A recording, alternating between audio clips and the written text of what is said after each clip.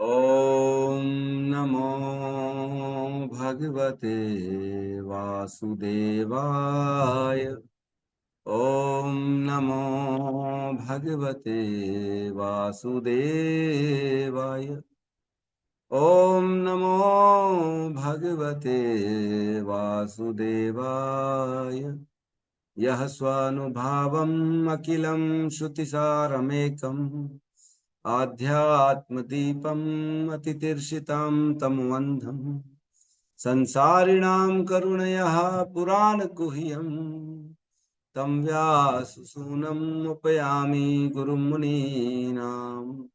नारायणं नमस्कृत्य नरं चैव नरोत्तमं देवीं सरस्वतीं व्यासं ततो जयमुदीरये। श्रवणतां स्वकथा कृष्णा पुण्यश्रवणकीर्तिनः हृदयन्तस्थो हि अभद्राणि विधुनोति सुहृतसताम्। नष्टप्रायेषु अभद्रेषु नित्यं भागवत सेवया भगवती उत्तम श्लोके भक्तिर्भवती नैष्टिकी। श्रवणतः श्रद्धया नित्यं गृणतश्च स्वचेष्टितं कालेन नातिदीर्घेण भगवान् विशते हृदि। कृष्णाय वासुदेवाय देवकी नंदनाय च नंदगोपकुमाराय गोविन्दाय नमो नमः। नमः पंकजनाभाय नमः पंकजमालिने नमः पंकजनेत्राय नमस्ते पंकजांग्रिये। जय श्री कृष्ण चैतन्य प्रभु नित्यानंद श्री अद्वैत गदाधरा श्रीवासादि गौर भक्त वृंद।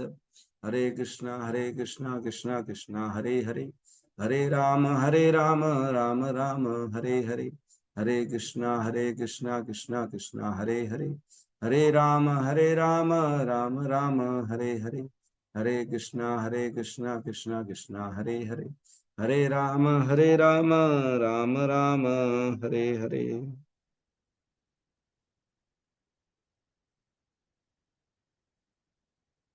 हरे कृष्ण। सभी का स्वागत है प्रातःकालीन श्रीमद् भागवतम के सत्र। और हम वर्तमान में श्रीमद् भागवतम के दूसरे स्कंद के 7वें अध्याय में, जिसमें हमने लास्ट टाइम जो कृष्ण के जो अनेक लीलाएं हैं उनको श्रवण किया, जिसमें प्रलंबासुर का वध, धेनुकासुर का वध, बकासुर का वध, केशीवध, अरिष्टासुर का वध, चारुण मुष्टिक वध, कुवल्य पीड़ हाथी का वध, कंस का वध, इस प्रकार पौंड्रक का वध, विविध वानर बलवल, इन सभी का सातों सांड, इन सब का भगवान ने कैसे वध किया, रुक्मणी वध, रुक्मी का वध, तो ये सब हमने सुना।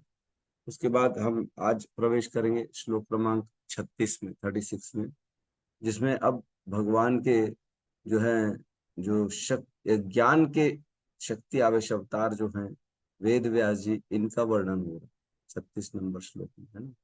तो मैं बता दूं, प्रसंग चल रहा है।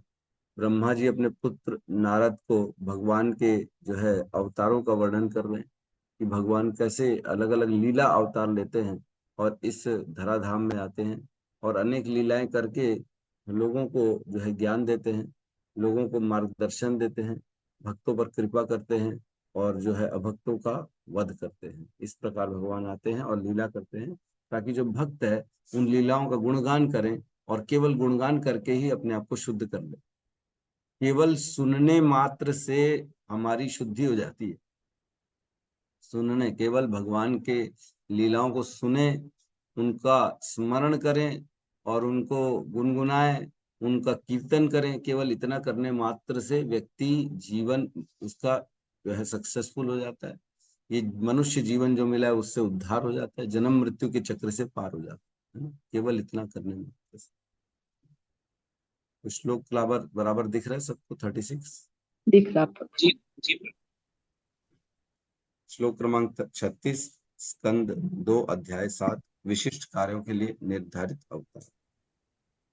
काले न मिलते धियामवृष्य नृणाम कालेन मिलिता धियाम अविमृष्यणिनाम् काले न मिलित धियामवृष्य अवमृष्य नृणाम काले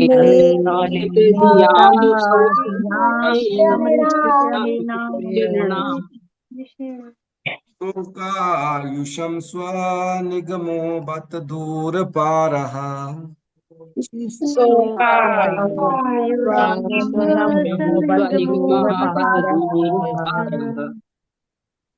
अविर्हितस्त्व अनुयुगं सहि सत्यवत्याम्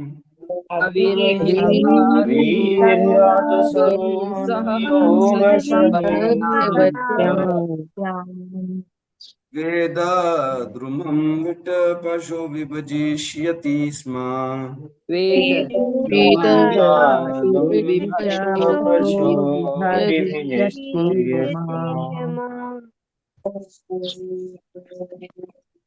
काले मिलिता धियाम विश्वनिणाम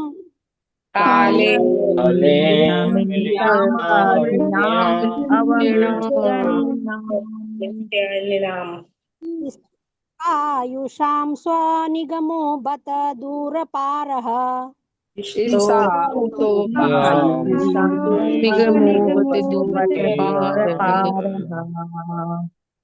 अविर्हितस्त्वानुयुगं सहि सत्यवत्याम्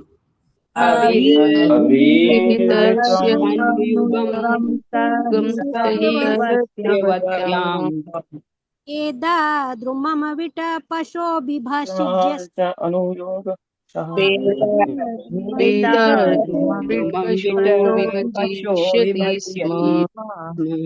कालेन मिलित धियाम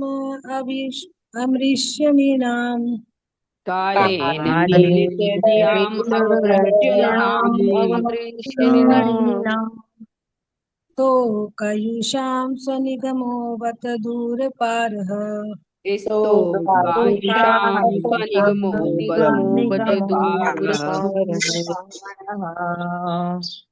आविर्हित स्व अनुगम विषयी सत्यवाक्यम्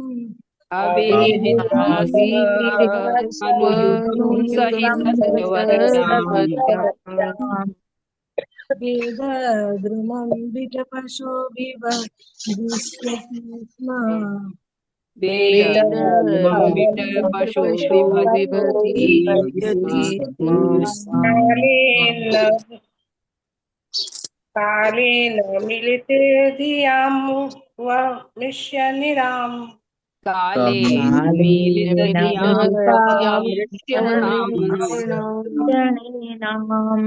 इष्टोकायुषां स्वनिगमो बत दूरपार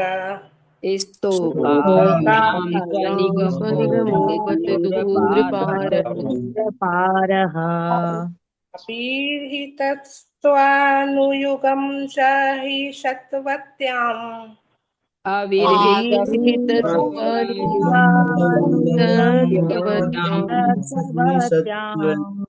वेद द्रुमं विट पशो विभजिष्यति स्म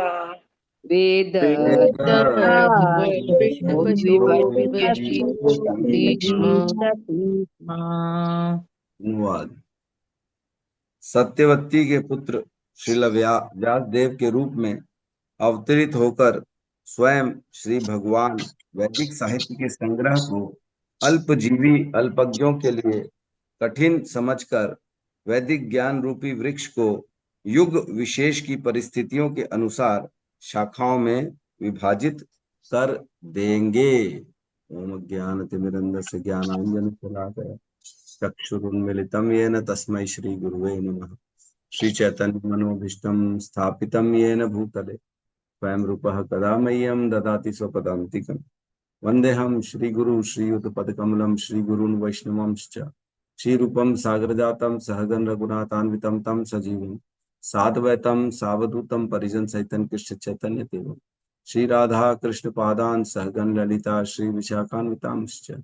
हे कृष्ण करुणा सिंधु दीन बंधु जगतपते गोपेश गोपिका कांता राधा कांत नमस्तुते। तप्त कंचन गौरांगी राधे वृंदावनेश्वरी वृषभानुसुते देवी प्रणमामि हरिप्रिय। वाञ्छाकल्पतरोभश्च कृपा सिन्धुभ्यैव च पतितानां पावनेभ्यो वैष्णवेभ्यो नमो नमः। नमो विष्णुपादाय कृष्णपृष्ठाय भूतले श्रीमते भक्तिवेदांत स्वामीति नामिने।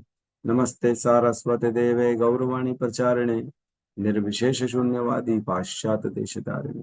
जय श्री कृष्ण चैतन्य प्रभु नित्यानंद श्री अद्वैत गदाधर श्रीवासादि गौर भक्त वृंद। हरे कृष्णा कृष्णा कृष्णा हरे हरे, हरे राम राम राम हरे। हरे कृष्णा। तो इस श्लोक में बात चल रही है श्रीला वेद व्यास जी।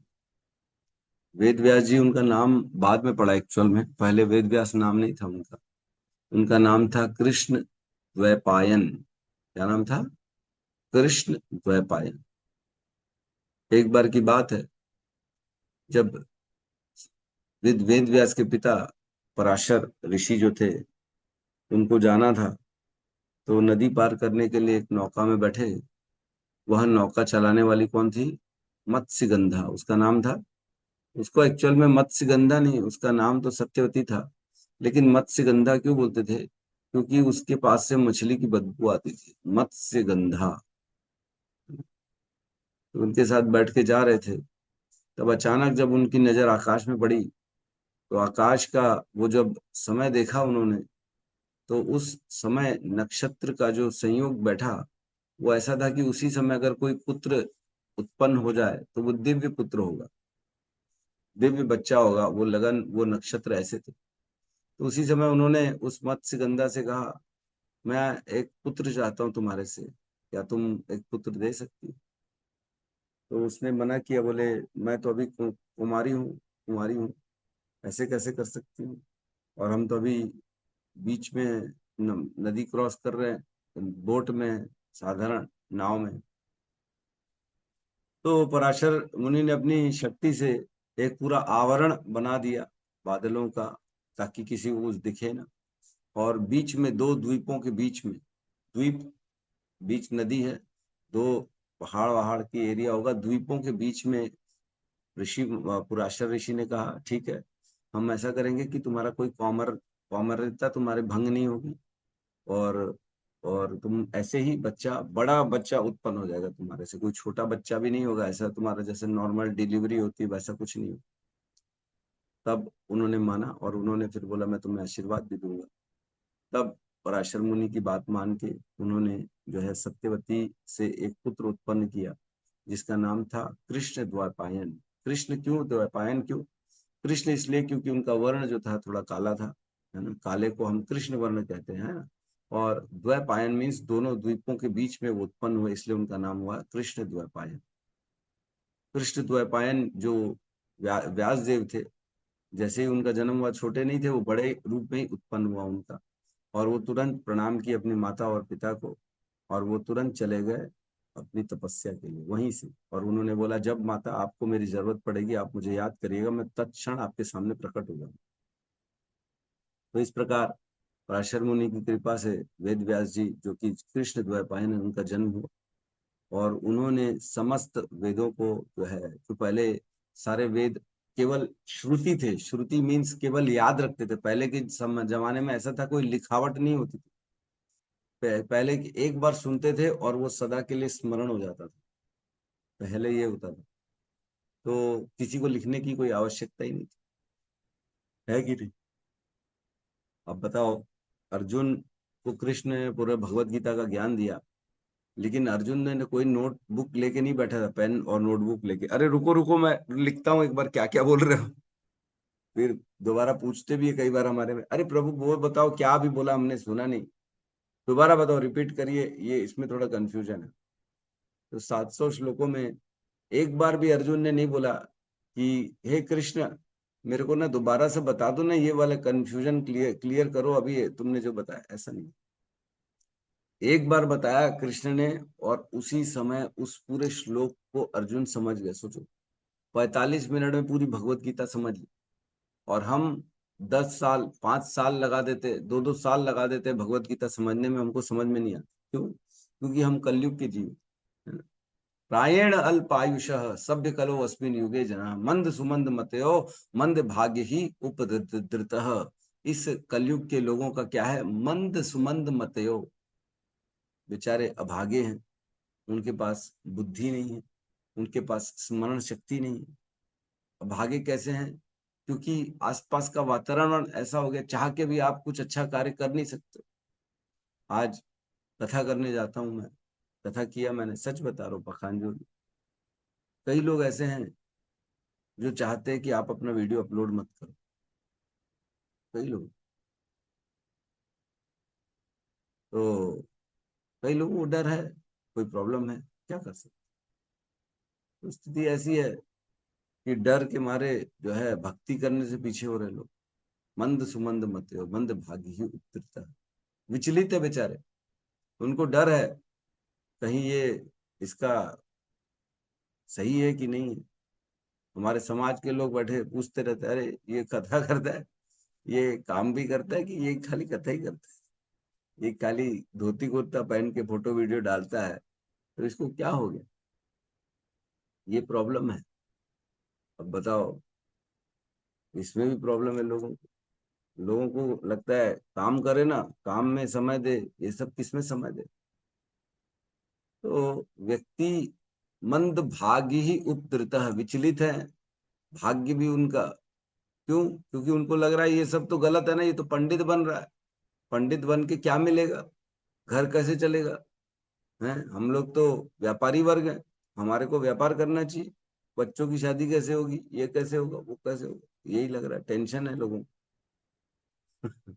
तो अरे यार, भगवान सब करेंगे कि हम करने वाले, कौन करने वाले, फिर भी ठीक है, क्या कर सकते हैं।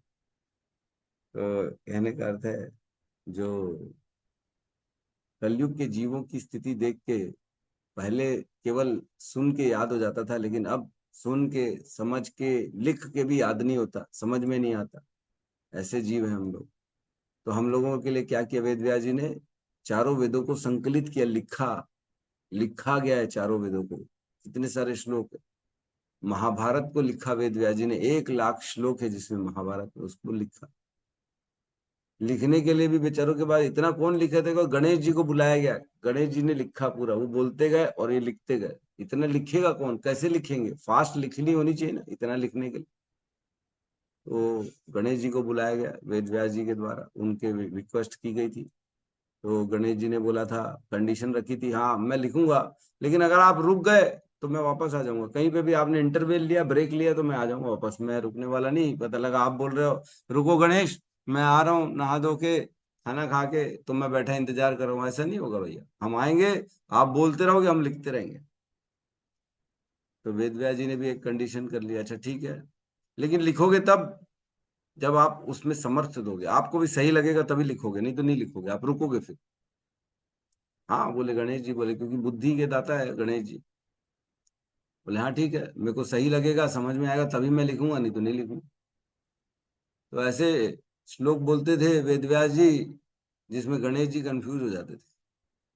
जब उनको इंटरव्यू लेना रहता था, बाथरूम जाना है, नहाना धोना है, कुछ प्रसाद पाना है, तो ऐसा श्लोक बोल देते थे, गणेश जी कंफ्यूज में हो जाते थे, ये सच है कि नहीं। लिख दिया कि जो है शिव जी जो है वो कृष्ण के भक्त है, राम के भक्त हैं, या जो है भगवान तो प्रभु श्री राम है, कृष्ण है, ऐसा करके कोई भी कंफ्यूजन वाला श्लोक डाल देते थे। तो बेचारे पूछने जाते थे फिर गणेश जी अपने पापा से, शिव जी से, रुको रुको, पहले सत्य है तभी तो मैं लिखूंगा, नहीं तो मैं कैसे लिखूंगा, मैंने वचन दिया, अब मेरे को कंफ्यूजन हो गया तो मैं कैसे लिख दूं। तो इधर उधर जाते थे पहले पता करने के लिए ऐसा श्लोक लिखना है कि नहीं। तो उतनी देर में फिर वेद व्यास जी अपने सारे कार्य निपटा के बैठे बैठे रहते थे, हाँ आ गए गणेश, बोलो सही है, अब लिखोगे, हाँ हाँ लिखेंगे, तो फिर लिखते थे, ऐसा काम होता था। तो इस प्रकार उन्होंने हम लोगों के लिए किया ये, इन्होंने वेद व्यास जी ने हम लोगों के लिए, क्योंकि कलयुग के जीव जो है बड़े विचलित रहेंगे, वो मंद उनकी मति होगी, उनको याद कुछ रहेगा नहीं। और सबसे बड़ी बात, आयु भी कम है, अल्प आयुषः, आयु कितनी है, 40-50 साल मैक्सिमम, और 60-70 साल कोई अगर जी भी रहा है तो 20 साल तो पहले कि छोड़ दो, काट दो बेचारे को, उसको ध्यान ही नहीं रहता, बचपन का समय है। 15-20 साल तक तो अभी अभी तो बेचारा बड़ा हो रहा है, 20 से ज्यादा से ज्यादा 50 साल तक, 30 ही साल मिलते हैं। 50-55 के बाद तो व्यक्ति वैसे ही डाउन होना चालू हो जाता है, उसकी शरीर उसको साथ देना कम कर देता है। तो 30-40 साल ही है बेसिकली व्यक्ति के हाथ में। तो इन 30 सालों में क्या क्या करेगा? वो घर भी चलाएगा, व्यापार भी करेगा, अपने शरीर का भी ध्यान देगा, बच्चों का भी ध्यान देगा, है सब कुछ कैसे करेगा? कितना समय है उसके पास? तो उसके बाद अगर वो समस्त वेदों को पढ़ना चालू कर दे तो उसके बाद समय कितना बचेगा? इसलिए वेद व्यास जी ने सब कंक्लूजन निकाल निकाल के हमको दिया, है ना, सबका कंक्लूजन दे दिया। सर्व वेद सारम ही श्रीमद् भागवतम इष्यते। सारे वेदों का सार क्या है? श्रीमद् भागवतम। सर्व वेदांत सारम ही श्रीमद् भागवतम इष्यते। तद रसामृत तृप्तस्य न अन्यत स्यादृति क्वचित। जिसने इसके रस को स्वादन कर लिया, आस्वादन श्रीमद् भागवतम के, उसको अन्य कुछ और पढ़ने की आवश्यकता नहीं। यत तृप्ताम यत रसाम तृप्तस्य, जो जिसने इसके रस से तृप्त हो गए, क्या है? अभी तो श्लोक बोला भी है ना। सर्व वेदांत सारम ही श्रीमद् भागवतम इष्यते तद रसामृत तृप्तस्य। जिसमें भी इसने रस के अमृत से तृप्ति हो गई है, न अन्यत स्वातर्ति क्वचित, उसको और कुछ पढ़ने की आवश्यकता नहीं है, नहीं है, नहीं। तो स्वयं जो वेद व्यास जी थे, जब उन्होंने सब वेदों को लिखा, है ना, पुराणों को लिखा, 18 पुराणों को, 108 उपनिषदों को लिखा, है ना, तो इसके बाद भी वो विचलित थे। उनका मन जो था वो पूर्ण रूप से असंतुष्ट था,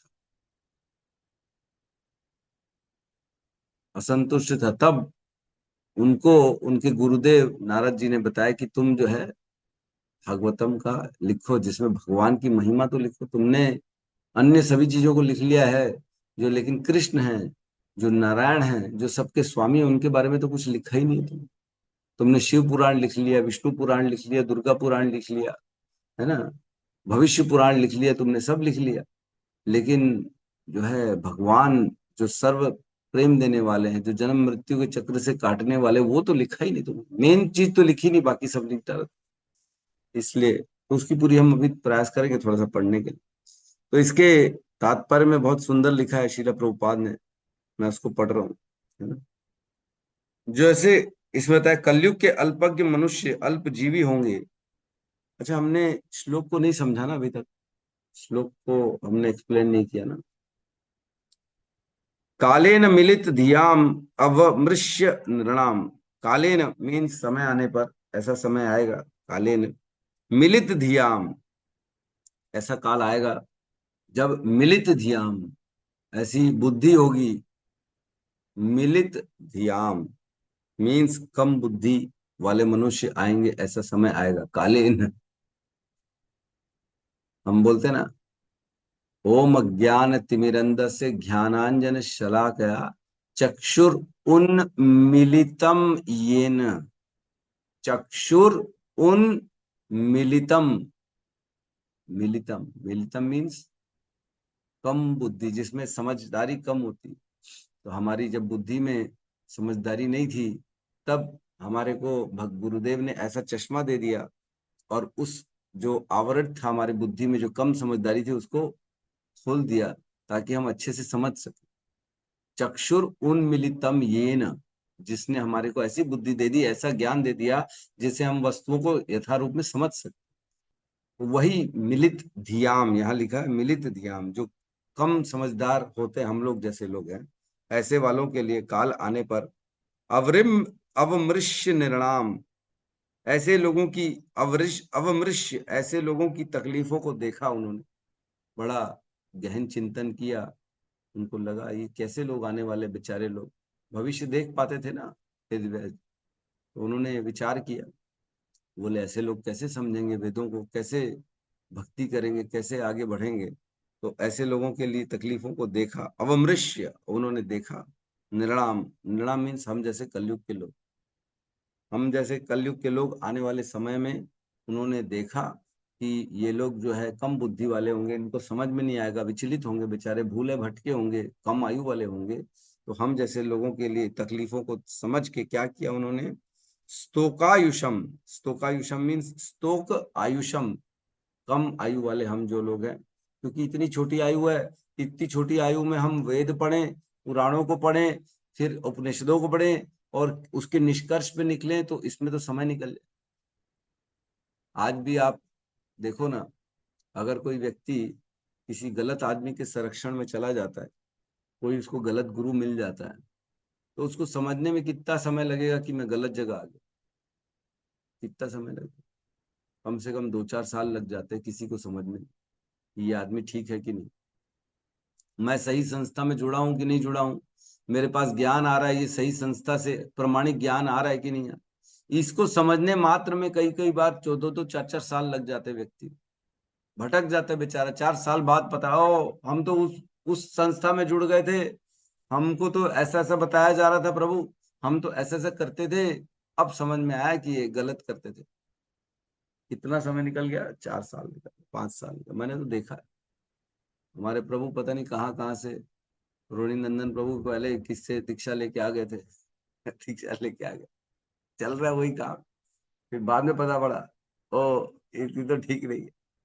हमारे एक अनंत माधव प्रभु है बॉम्बे के, है ना, हमारे शिक्षा गुरु हिज ग्रेस प्रशांत मुकुंद प्रभु के वो सानिध्य में रहते हैं। हमारे दीक्षा गुरु के मतलब मतलब गुरु भाई हमारे बेसिकली भक्ति सिद्धार्थ स्वामी महाराज जी, उन्होंने भी दीक्षा ली। वो भी बेचारे कहाँ कहाँ घूमने चले गए, वृंदावन में ये गुरु जी के पास, वो गुरु जी के पास है, इनके पास उनके पास, सबको सुन रहे। 2 साल लगा डाला सुन सुन के, उनको समझ में ही नहीं आ रहा है कि किससे दीक्षा ली जाए, किसके शरण में जाए, है कि नहीं? सही प्रमाणिक ज्ञान देने वाला है? अरे मैं अपनी बात कर लूं, मैं भी पहले सोचता था मैं केवल ऐसी जगह जाऊंगा जो मेरे प्रश्नों को क्लियर कर सके, किसी के पास भी नहीं, खाली उनका नाम वो वाह वाह वाह वाह कर रहे, भीड़ में बन गए हैं। पता लगा गुरुदेव से कुछ पूछ नहीं पा रहे हैं और गुरुदेव कुछ बता ही नहीं रहे हैं, शास्त्रिक बात ही नहीं कर रहे हैं, वो खाली बोल रहे हैं मेरा नाम जपो, ये करो वो करो। ऐसी कितनी संस्था है, उनके शिष्य नॉनवेज खा रहे, दारू पी रहे, और गुरु को बोलते हैं ठीक है, गुरु बोलते कोई प्रॉब्लम नहीं, चलता है।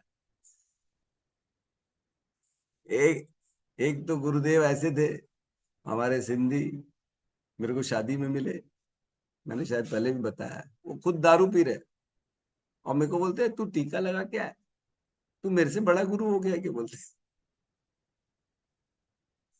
तू मेरे से बड़ा गुरु हो गया, और सीनियर है वो हमारे को वाकई में। उनके पिताजी लोग महान संत थे, तो होता ना, संतों का पुत्र को दोबारा उस गद्दी पे बिठा दिया जाता है, तो उनको बिठा दिया गद्दी पे, और वो खुद दारू पी रहे हैं, बातें कर रहे हैं इधर उधर की, संतों की, महात्माओं की। मेरे से पूछते थे को भगवत गीता आती है, मैं सुनता हूँ, मैंने हाँ भगवत गीता। तो बोले थोड़ा थोड़ा मेरे को बताना, मैं कहीं जाऊं तो बोल तो सकूं मैंने ठीक है, मेरे इंस्टाग्राम में जुड़ जाओ आप, वीडियो सुनते रहना, समझ में आ जाएगा आपको तो ऐसे तो गुरुदेव है जो बेचारे भट, उनकी शरण में जाएगा तो क्या लोगों को मिलेगा ज्ञान, बताओ? जिनको खुद को ज्ञान नहीं, खुद बेचारे भटके हुए हैं, खुद खाने पीने में मस्त है, अपनी इंद्रिय तुष्टि कर रहे हैं, उनको भगवत गीता का 2-4 श्लोक बस मालूम है, उससे ज्यादा नहीं मालूम है। तो क्या बताएंगे हमारे को सही मार्ग क्या है? तो जिनका भाग्य देखो, ऐसे लोगों की शरण में जो जाएगा उसको कैसे पता पड़ेगा कि मैं गलत जगह आ गया हूं? कितना मुश्किल है, सोचो। ये बड़ा भाग्य सौभाग्य है हमारा कि हम शिला प्रभुपाद की शरणागति में हैं, हमारे पास शिला प्रभुपाद का ज्ञान है, भगवत गीता भागवतम के अनुसार अपने जीवन को चला रहे हैं। यह शास्त्र विधि उत्सृज्य वर्तते काम कारात न सत्सिद्धिम आपनोति न सुखाम न पराम गतिम। भगवान कह रहे भगवत गीता के 16वें अध्याय में, जो शास्त्र के अनुसार जीता है वही अपने जीवन को सुखी बना सकता है, जो शास्त्र के विरुद्ध जाता है ना ही इस जीवन में ना ही अगले जीवन में उसकी कोई गति होती है, वो गिर जाता है, उसका पतन हो जाता है। सोचो कितने सौभाग्यशाली हम कि आज हम शास्त्र के अनुसार अपने जीवन को चलाते। गुरुदेव श्रील प्रभुपाद ने क्या नहीं किया हमारे लिए, वो चाहते तो बढ़िया वृंदावन में मंदिर में रहते, है ना, श्री राधा श्याम सुंदर मंदिर में उनका कमरा बना हुआ, मैं अभी गया था देखने, वहां बढ़िया वो शास्त्र लिखते थे सुबह शाम, अनुयायी थे उनके, फॉलोअर्स थे। क्या जरूरत थी मंदिर में, सारी सुविधा थी उनको, क्या जरूरत थी उनको फॉरेन जाने की। इतनी उम्र में, 65-70 साल की उम्र में अगर कोई व्यक्ति जा रहा है अकेले फॉरेन, अमेरिका, कोई जान पहचान वाला नहीं, कोई दोस्त यार नहीं, रहने का ठिकाना नहीं, खाने का ठिकाना नहीं, पीने का ठिकाना नहीं, ओढ़ने का ठिकाना नहीं, क्यों जाएगा आदमी? क्या मिला उनको? केवल हम लोगों के लिए गए, आने वाली पीढ़ी है। एक बार की बात, वेद व्यास के शिष्य हुए गौतम ऋषि। गौतम ऋषि, जैसे हमारी क्लास चलती रोज सुबह ऑनलाइन 6 से 7, है ना, उनकी भी क्लास चलती होगी। ऑनलाइन तो नहीं चलती होगी, ऑफलाइन चलती होगी। सामने बिठा के शिष्यों को प्रवचन देते रहे होंगे। तो प्रवचन दे रहे थे, गौतम ऋषि अपने गुरुदेव व्यासदेव को देखते थे, प्रश्न करते थे, गुरुदेव आप इतना लिखते हो, इतनी मेहनत करते हो, जबकि लोगों की रुचि है ही नहीं शास्त्रों में, लोग तो भोगने में लगे हुए हैं, आप ये सब किसके लिए लिख रहे हो, क्यों कर रहे हो आप इतनी मेहनत? एक दिन प्रश्न पूछा, वेद व्यास जी ने उत्तर नहीं दिया। फिर दूसरे दिन कथा के बाद यही सेम प्रश्न पूछा गौतम ऋषि, गुरुदेव आप इतनी मेहनत करते हो, हमसे देखा नहीं जाता, कौन है इस संसार में जो आपके लिए इतना इतना कर रहे हो, उसके लिए किसके लिए कर रहे हो आप, क्यों कर रहे हो आप, मत दो अपने आप को इतना कष्ट। बोलते ना लोग गुरुदेव को, आप इतना क्यों कष्ट दे रहे हो प्रभु आप? फिर तीसरे दिन चौथे दिन ऐसा सेम प्रश्न पूछा, चौथे दिन उत्तर देते गुरुदेव व्यासदेव, गुरुदेव उत्तर देते, हे गौतम, कभी न कभी इस पूरे संसार में, ब्रह्म, इस पूरी पृथ्वी में कोई तो ऐसा होगा जो भगवान की भक्ति करेगा, जो शास्त्रों को पढ़ेगा, जो समझेगा। मैं उसके लिए लिख रहा हूँ। किसके लिए लिख रहा हूँ? उस व्यक्ति के लिए लिख रहा हूँ जो आगे चल के इन शास्त्रों के अनुसार अपने जीवन को चलाएगा, अपने भक्तिमय जीवन को बिताएगा, जो शास्त्र में कहा गया है वो कार्य को करेगा और अपने जीवन का उद्धार करेगा, भगवत प्राप्ति करेगा। मैं उसके लिए लिख रहा हूँ। ये गौतम को कहते हैं वेद व्यास। कौन, क्या हम हैं उनमें से? हमारा है नाम उस, क्या हम उनकी मेहनत को साकार कर सकते हैं? वेद व्यास जी के जितनी मेहनत उन्होंने करी, क्या हम पढ़ के अपने जीवन को उनके हिसाब से बिता सकते हैं कि नहीं? तो जो लोग इसकी इम्पोर्टेंस समझते हैं ना, वो पढ़ते हैं और लोगों को समझाते हैं, और जिनको समझाते हैं वो समझते हैं और गुरुदेव को फॉलो करते हैं। उनको मालूम है कि हमारे गुरुदेव जो हैं वो शास्त्र के अनुसार अपने आप को चलाते हैं, तो हम उनकी बात सुनेंगे और जो गुरुदेव का आदेश होगा वैसा काम करेंगे। तो हमारे को ऐसे ही करना, इसकी पूरा वर्णन आता है। अरे मैं तो फिर श्लोक को पता नहीं भूलूं। स्तोक आयुषः, इतनी व्याख्या हो जा रही कि श्लोक को ही कंप्लीट भी करो। स्तोक आयुषा मीन्स अल्प आयु वाले, स्वनिगमो बत दूर पारः, स्वनिगमो, निगम, निगम का अर्थ क्या है? वेद को निगम कहा, वेदों को, है ना, पढ़ते हैं ना, निगम कल्पतरो गलितम फलम शुकमुखादमृत द्रव्य संयुक्तम पिबत भागवतम रसमालयम मुहुरसो रसिका भुवि भावुकः। 1.1.3, पहले पहले ही स्कंद, पहले पहले अध्याय में 30वां श्लोक। निगम कल्पतरो गलितम फलम, निगम मीन्स समस्त वेदों का गला हुआ फल क्या है? श्रीमद् भागवतम। निगम मीन्स समस्त वेदिक सारा नॉलेज, उसका गला हुआ फल है श्रीमद् भागवत। तो यहाँ कह रहे हैं वही स्वनिगमो, उन्होंने क्या किया? उस निगम, उस वेदों को स्व, अपने आप, अपने खुद क्या किया? बत दूर पारः, जो कि समझने के लिए कठिन था, बड़ा दुर्गम था। बत दूर, जो निगम मीन्स वेद जो थे वो बड़े समझने में कठिन थे लोगों के लिए, इसलिए उसमें क्या किया उन्होंने? अविरहितस्त्व अनुयुगम, उन्होंने क्या किया?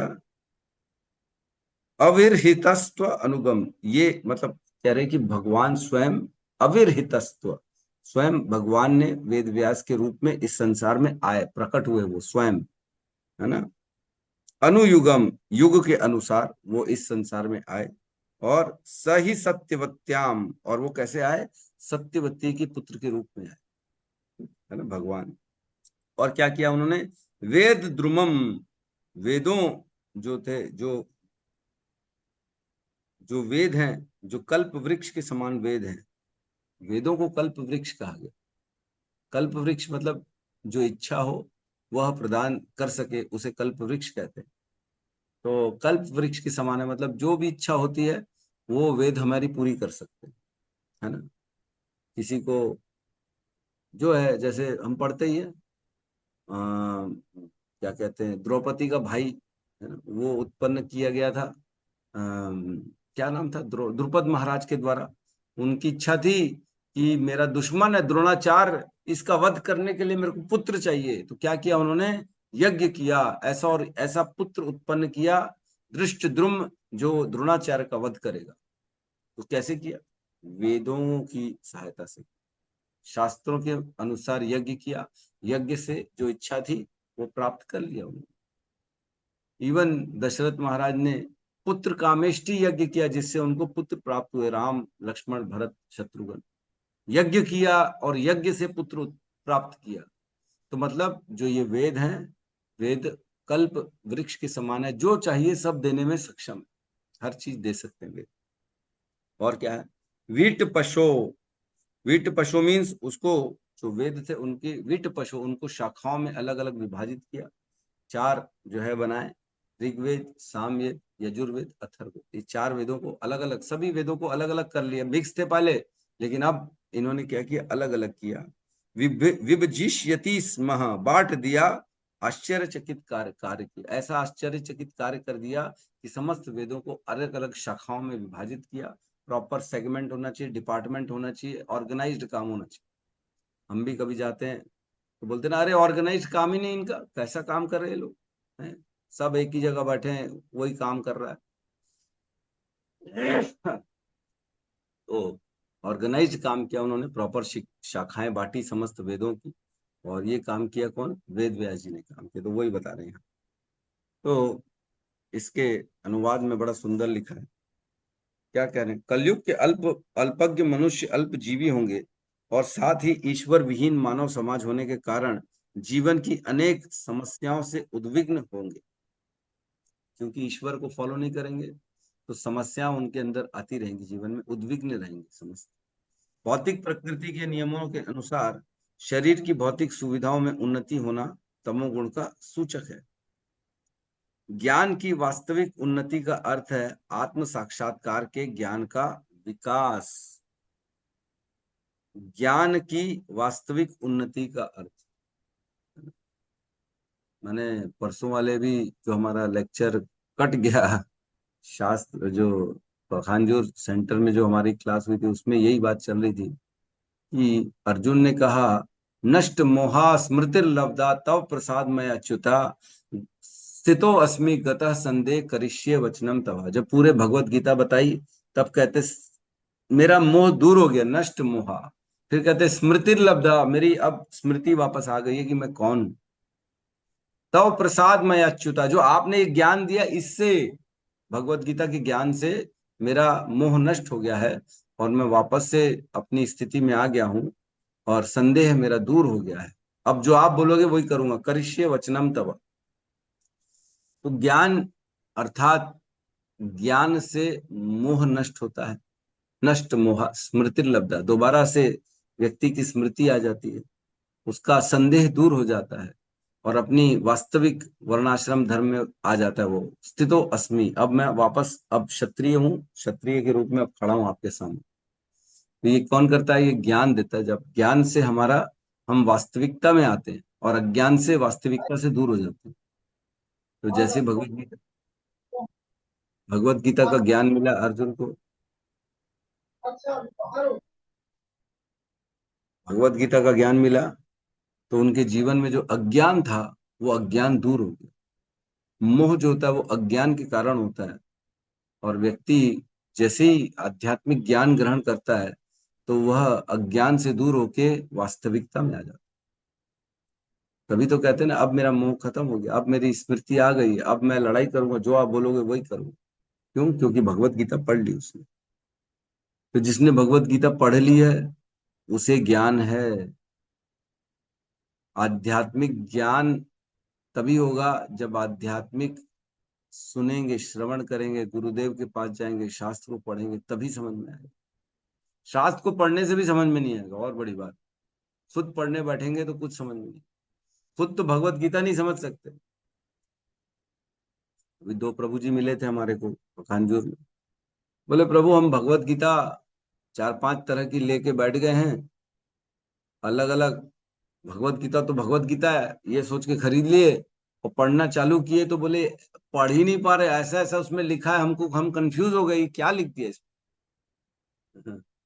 अरे तो खुद से पढ़ोगे तो कैसे पढ़ लोगे? फिर गुरुदेव का अर्थ क्या हुआ? है कि नहीं? खुद से पढ़ेंगे तो अर्थ का अनर्थ कर देंगे। जब तक गुरुदेव नहीं रहेंगे तब तक हमें समझ में नहीं आएगा कि पढ़ना क्या है, कैसे पढ़ना। डॉक्टर बनना है तो क्या खुद एमबीबीएस की बुक पढ़ के डॉक्टर बन जाएंगे? बन जाएंगे? बन जाइए, घर में बैठे बैठे पढ़ लीजिए और डॉक्टर बन जाइए। अलाउड है ही नहीं, कोई आएगा ही नहीं, इलाज ही नहीं कर पाएंगे। क्यों? क्योंकि केवल पढ़ने से थोड़ी ज्ञान आता है, पढ़ने से समझ में नहीं आएगा। जब प्रश्न पूछेंगे, गुरुदेव बताएंगे, उसको क्लियर करेंगे, तब हमें ज्ञान आएगा, तब समझ में आएगा। तो ऐसे ही ज्ञान गुरुदेव से आता है, और गुरुदेव वो है जो आध्यात्मिक ज्ञान दे, न कि भौतिक ज्ञान दे। गुरुदेव बता रहा है नौकरी कैसे लगाने हैं, गुरुदेव के पास जा रहे, पूछ रहे प्रभु सर में दर्द है, गुरुदेव परिवार का कल्याण कर दो, गुरुदेव नाम नहीं हो रहा, गुरुदेव बिजनेस नहीं हो रही, क्या करें? तो ये सब प्रश्न जो है ये भौतिक है, ये सब भौतिक गुरु से काम नहीं चलने वाला। यहाँ पे आध्यात्मिक गुरु जो ज्ञान देता है, आध्यात्मिक ज्ञान, उसकी बात चल रही है ना। ज्ञान का वास्तविक ज्ञान की वास्तविक उन्नति का अर्थ है आत्म साक्षात्कार के ज्ञान का विकास। किंतु कलयुग के अल्प ज्ञानी पुरुष भ्रमवश 100 वर्ष की लघु जीवन अवधि को, जो कि अब 40 से 60 वर्ष हो गई है, सब कुछ मान बैठते हैं। वे अल्प ज्ञानी हैं क्योंकि उन्हें जीवन की शाश्वतता का ज्ञान नहीं होता। वे 40 वर्षों तक रहने वाले क्षणिक भौतिक शरीर को ही जीवन का मूल तत्व मान लेते हैं। ऐसे मनुष्य गधों तथा बैलों के समान हैं। कैसे हैं ऐसे मनुष्य? गधों और बैलों के समान, जो अपने आप का जीवन भगवान के ज्ञान में, अपने आप के आत्मा के ज्ञान में, आत्म साक्षात्कार में नहीं लगाता, वह गधा और बैल है। तो जो नहीं लगा रहा, आप उनको बोल सकते हैं अरे तुम तो गधे हो। हम नहीं बोल रहे, यहाँ लिखा है, शास्त्र में लिखा है, और भी लिखा है, हमने पढ़ा था, आपको याद है। जो शास्त्र जो भगवान की भक्ति नहीं करता वो कैसा है, वो कैसा है। तो शौनक आदि ऋषि ने बताया था, आपको याद है कि नहीं? हमने बड़ा ऊपर उसका वर्णन किया था 3 अध्याय में, है ना, 2 स्कंद के 3 अध्याय में, श्लोक क्रमांक 18 से। वो वृक्ष भी तो जीते हैं बोलते हैं, है ना, और धौकनी भी तो सांस लेती है, और पशु और मैथुन भी तो भोजन करते हैं। पशु भोजन भी करते, मैथुन भी करते। तो जो व्यक्ति भक्ति नहीं करता वो कैसा है? वृक्षों के जैसा है। वो धौकनी के जैसे सांस ले रहा है, और पशुओं के जैसे मैथुन और भोजन कर रहा है। और ऐसे व्यक्ति का क्या करते हैं?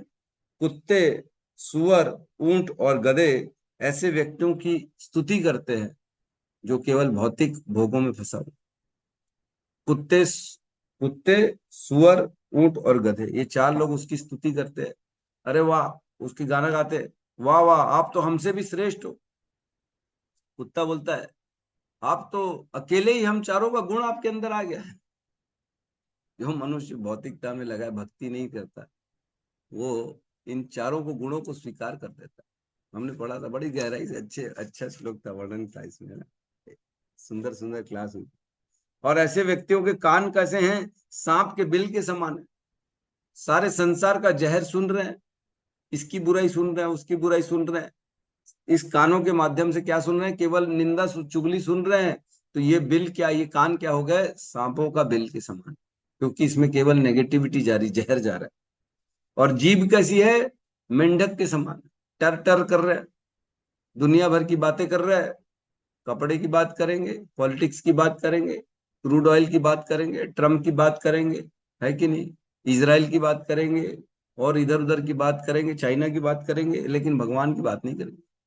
तो उनकी जीभा कैसी है, मेंढक के टर टर के समान। और भले ही वो उन्होंने सर पे रेशम की पगड़ी क्यों ना पहनी, कहने का अर्थ है सुंदर सुंदर बड़ा एकदम उपाधि वाले उन्होंने कपड़े पहन रखे हैं, और ऐसे जो सोने की ऐसे पगड़ी जो है वो उनके सर पे केवल बोझ है और कुछ नहीं। और सोने के अगर कंगन भी पहने उन्होंने हाथों में, और उन हाथों से भगवान की सेवा नहीं हो रही, तो वो कैसे है, मृत शरीर के हाथों के समान। बहुत सुंदर पढ़ा था। और कैसे, जो भगवान का दर्शन नहीं करता, भगवान के शास्त्र नहीं पढ़ता आंखों से, और जो भगवान के भक्तों को नहीं देखता आंखों से, तो ऐसी आंखें कैसी हैं, मोर पंख में बनी हुई आग के समान है, यूजलेस है। मोर पंख की आग कैसी होती है, यूजलेस होती, कोई काम की नहीं, वो देख नहीं पाती। जो व्यक्ति अपने पांव से भगवान का धाम नहीं जाता, भगवान की सेवा नहीं करता, वो पांव कैसे हैं, वृक्ष के तनों के समान है। तो ये सब कौन बोल रहे हैं, शौनक आदि ऋषि बोल रहे थे। बड़ा सुंदर वर्णन था, हमने पढ़ा था। तो बेसिकली जिसने अपना जीवन केवल व्यर्थ कर दिया, उसको क्या समझ, ठीक है। तो बहुत कुछ बोलना था वेद व्यास जी के बारे में, तो आज हम फिलहाल अब समय हो गया, इसलिए यहाँ पे आज की क्लास को रोकते हैं। ठीक है, किसी का कोई प्रश्न है तो हम ले सकते हैं।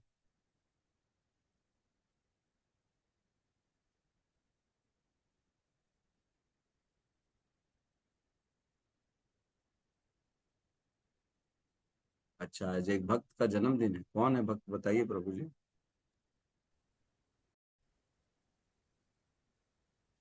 हरे कृष्णा हरे कृष्णा कृष्णा हरे हरे कृष्णा राम कृष्णा हरे कृष्णा हरे हरे हरे राम हरे राम हरे राम हरे। राम हरे हरे ग्रंथराज श्रीमद् भागवतम की जय, समस्त भक्त वृंद की जय, जय सद्गुरु शील प्रभुपाद की जय, जय हो।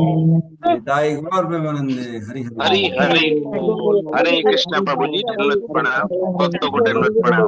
धन्यवाद प्रभु जी आपका। बहुत बहुत धन्यवाद प्रभु जी, बहुत बहुत धन्यवाद। हरे कृष्ण। हरे कृष्ण प्रभु जी दंडवत प्रणाम। सभी भक्तों को दंडवत प्रणाम। प्रणाम।